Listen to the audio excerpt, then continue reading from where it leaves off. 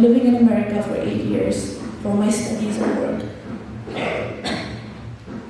It has more than anything allowed me to understand the importance of community and to have family, to have someone that I can lean on to, right? It showed me the importance of relationships, be it professional or personal, right? Clean air is so important. Like, it really affected me because in California, for the past 2-3 years, the fires were really bad, right? Mountains and mountains of land was up in flames, right? People lost so many houses. Malibu was like crashed. People lost so many of their houses because of global warming. This is climate change, because the seasons get drier, the wind gets faster, right? So the fire becomes more. So, but that leads to really, really bad air quality. And when you're living in a place like Delhi also, I believe you guys all have been to Delhi, na? You can see it. Breathing in Delhi is like, what did they say, like smoking 10-20 cigarettes, right? And yeah, as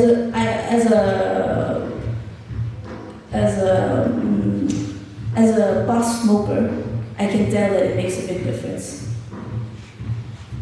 Westernization is a way to communicate with the rest of the world. We have to see it as a tool. We cannot see it as, no. We have to see it as, acha, I'm listening, I'm understanding. This is a tool that I can use to communicate with the rest of the world, because we all come from different cultures and there will always be clashes. We all come from different religions and backgrounds and thought process, so there will always be clashes, right? So in terms of westernization, in terms of education and everything we know, technology, social media, everything, is that we see it as a tool that will help us to move forward. But the most important thing to do is embrace your culture. Like for me, I understand Chang, but I cannot speak Chang. And that is on me to learn Chang, right? Hanjong niya lau si de lau la alak atik de na ile nay kamla which tribe will this goes wherever it goes. So women were never considered as one's own.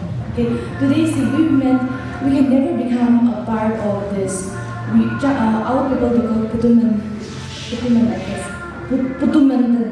And we are not, women cannot be part of the CKS or Chang system, we say that. Because the highest decision-making body in the, highest decision-making in the society are decided by men. Okay? So women, we can never become a councillor, even though we are a village councillor, even though we are the eldest member in the village, okay? We are debarred from performing religious rites and sacrifices. We cannot we cannot participate in debates and public interest. And the most interesting part is we can never inherit the land or property my father gives for me. Okay, so that is the most saddest part, because if a husband or if a man of the family dies, then even if I have to cut a firewood, I have to ask permission from my son. Okay, so that's a very sad thing, and which is like we still practice today. So Naga society is deeply patriarchal, and Naga men's believe that our women must be respected and security cannot be compromised. But we still have the traditional roles where the gender roles and gender responsibilities are still divided. Okay, although there are 1,100 villages, and then we have 1/4 of the reservation of women in the village board. Those are still in papers. Much are not practiced still in the village. So.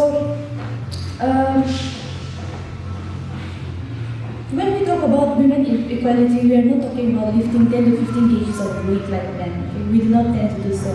It's not about competition. Okay? We are talking about several opportunities here. If you become the administrator, then I also can become the administrator. Today, whatever my parents have, it's not for me, and I'm not even a half% of the shareholder. If today something happens to my family, if there is no male child in the family, then if a father dies, the relative or the sons will come rushing by. And then if I being the only daughter of the family, then if my father dies, then I do not have a legacy. So there is no room for a family with no male child, and daughters are never considered as a part of the property sharing. So Nagaland is the only state in India where there was opposition for 33% of women in the society. You know, when the Naga Mother Association demanded for this 33% reservation, so many chaos, havoc, fight, even people lost their lives. And then what did the male politicians or what did the male leaders say?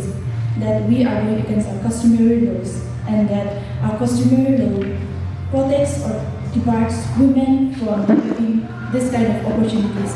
So Article 371A, we all know that is our customary law and that is what protects us. And that is